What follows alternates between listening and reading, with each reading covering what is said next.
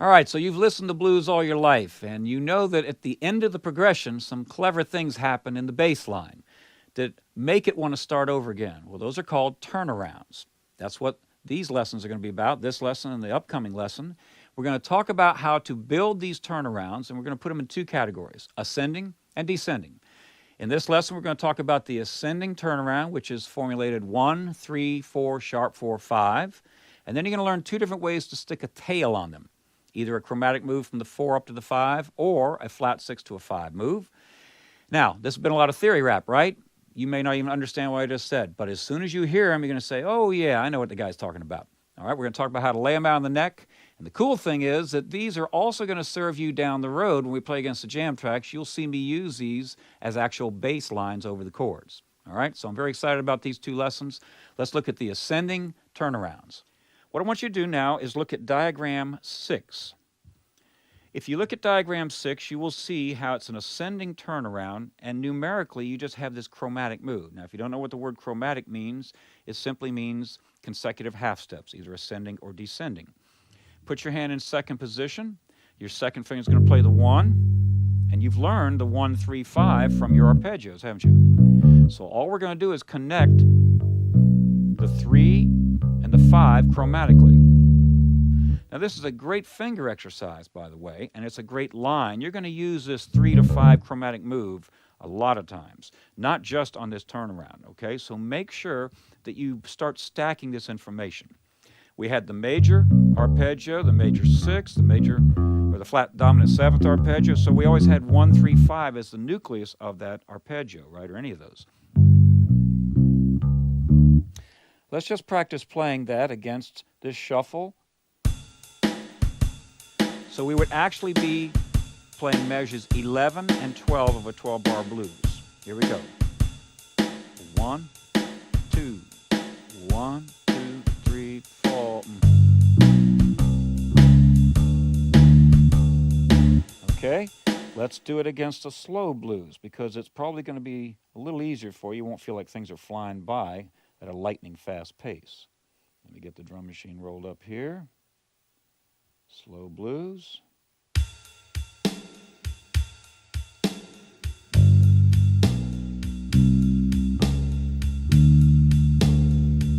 Now that's measures 11 and 12. We're just playing our quarter notes, 4 beats to the measure. But we're not doing much very interesting on the measure 12. You see what's happening? Because if you look at the 1, 2, 3, 4, and then we have 1, 2, 3, 4. We have 4 beats in measure 12 where we have that 5 chord occurring. In this case, it's a D. I call it the tail. The turnaround in this case is the 1, 3, 4, sharp 4, 5 move. And then the tail, there are two different kinds of tails. We can play 4 sharp 4, 5, and we would call that an ascending tail. Listen to this.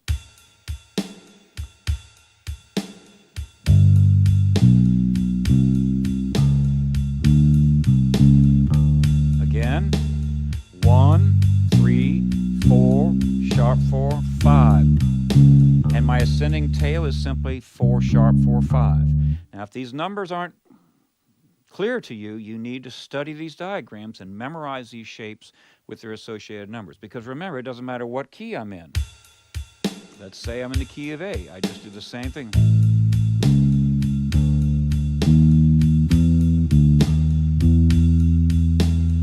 Ascending turnaround.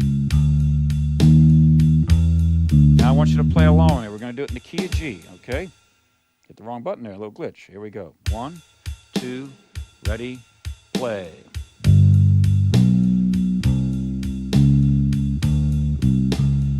One more time. Play along.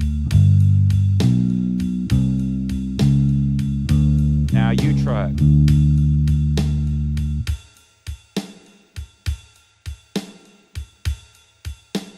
Now play along. So if what you played is matching what I played, you know you did it right. And obviously, we're locking ourselves in with these straight quarter notes. You're playing a triplet feel here. 1 triplet, 2 triplet, 3 triplet, 4 triplets. So to keep things simple from a rhythmic standpoint, we have played just quarter notes. I do want to start talking about some rhythmic ideas, so this is as good as any.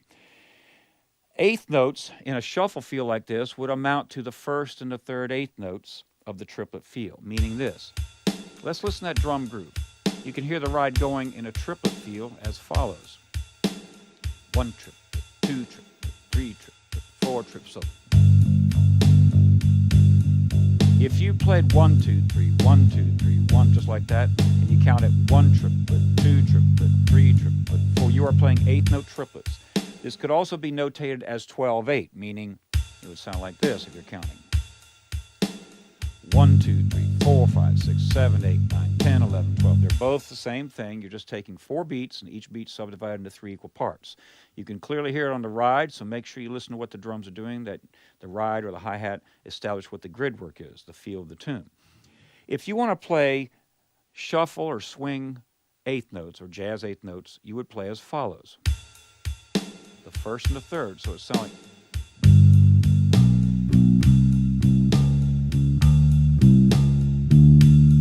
Play along. Ba, ba, ba, ba, ba, ba, ba, ba, ba. Now, obviously, in a slow blues, you've got time to do this, and it almost cries out for more rhythmic energy. If you just play quarter notes, it'll be a little flat sounding. What this means is you can go back and play all of the bass lines that you've learned up to this point and put eighth notes in. So, for example, let's say I'm playing quick change. Do you see I'm playing 2 of each note in my pattern instead of...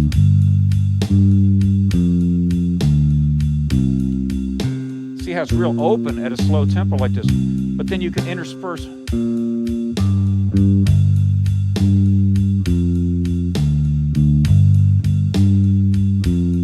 How you have a lot of variety available now. Don't just play eighth notes, don't just play quarter notes. Start interspersing them back and forth, and if you sing along with what you're playing, pretty soon you'll start hearing some lines in your head and you'll know what you want to play. All right, let's do a quick recap. We talked about the ascending turnaround with the ascending tail. It was as follows. 2, 3, 4.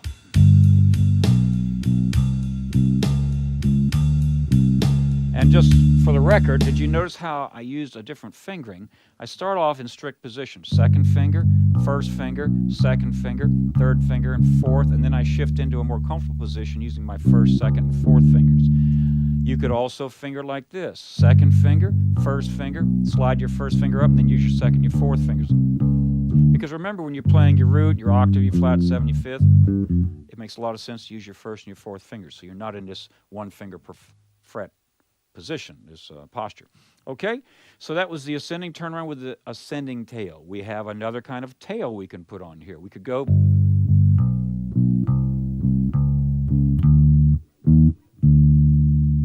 You've heard that. Those are the 2 typical things that would occur in measure 12.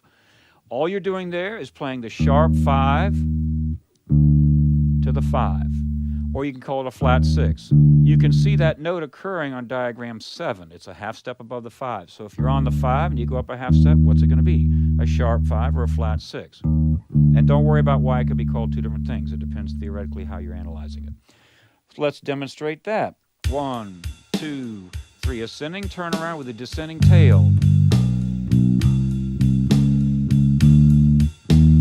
One more time, then you get to play it.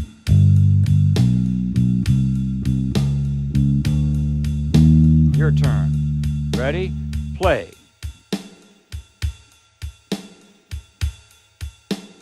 Now play along with me.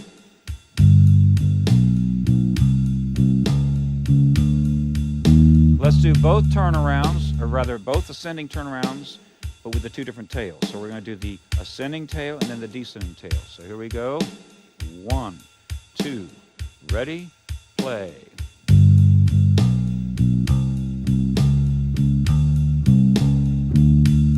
The other one.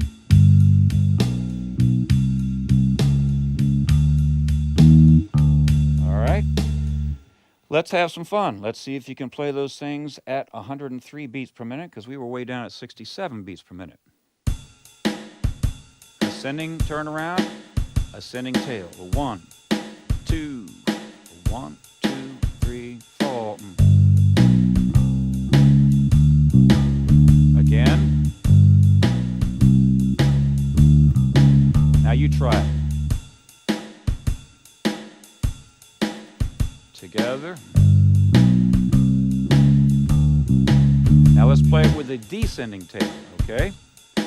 1, 2, ready, play.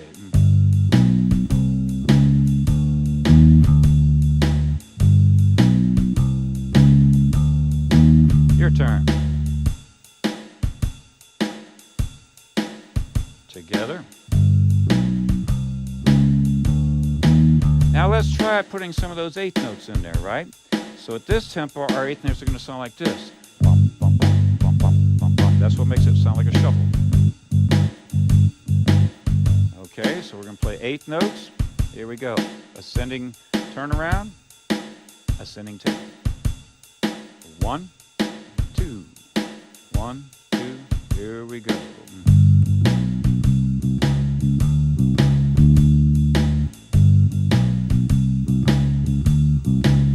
You try it. Together. Now it almost sounds like too many eighth notes, so let's mix it up a little bit. We're going to play quarter notes instead of those eighth notes. Maybe we might go it. Do you see how I might mix up how I put the eighth notes and the quarter notes in there? It really depends on what you want out of the music. Our final combination at this tempo will be the ascending turnaround with the descending tail. 1, 2, 1, 2, 3, 4. Now with the eighth notes. Okay, make sure that you can play these at the slow tempo, at the fast tempo, at all the tempos in between, and then just practice on the different string groups. What do I mean by that? Well, you're also going to need to be able to play that whenever your one chord is over on the third string. You're going to... Correct? Different combinations, and keep your ears open. Listen to blues shuffles and listen to how the bass player is playing one or the other of these. In this lesson, we talked about the ascending turnaround. We have another one, a descending turnaround. That's what's up for the next lesson.